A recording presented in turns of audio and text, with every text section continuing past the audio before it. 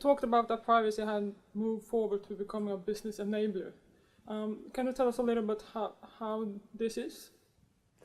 Well, before it was very much legally driven, and now it has changed, as you say now, to be a business enabler. And the reason for that is that people are getting more and more concerned about privacy and very much about the Snowden and so on, but also because of the growing fraud and that privacy data is being actually stolen and used for fraud.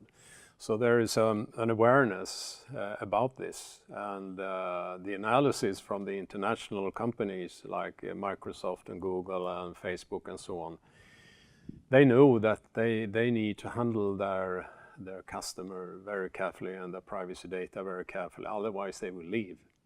And that they don't want to happen, independently of the legislation. You also talked about the several issues with privacy. What are the biggest challenges regarding privacy in different organizations? The biggest challenge? Well, the biggest challenge is really to get this to the top and have a decision on top level on what to do and how to do it, because it's hard to know how to proceed and how to start and how to do this, because it's not so well known. It's a new area. You can rely on what you have learned of course, in information security and in compliance. And some companies, this is growing in the compliance area, where a compliance officer is responsible. But that depends on how much you see what the risk is for privacy or losing privacy data, and how important it is to have a satisfied customer, and how important it is to reduce the risk and what you want to pay for that.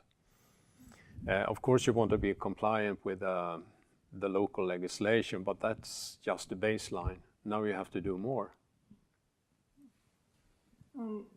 Is there any mismatch between the customer's expectation to the organization protection of their data and what the organization actually do?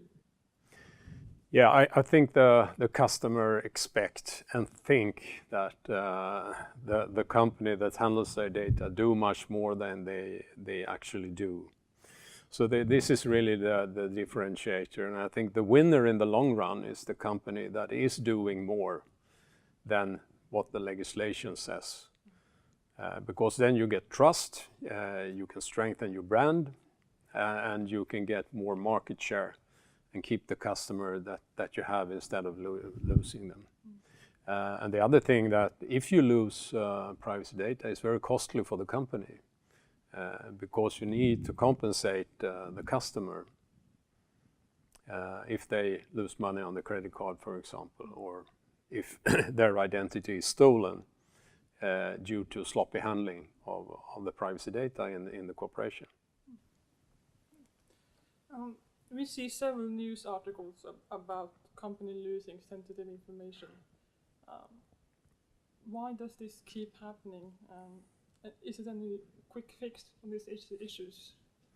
No, there is no quick fix, and I think it's been a shock for every company that for when this happened, and there has to be something now happening in this area to stop this, and I think the most important thing here is awareness that this happens almost every day and every week. We can read it in the newspapers, and that there is money to this area of information security and securing the information assets.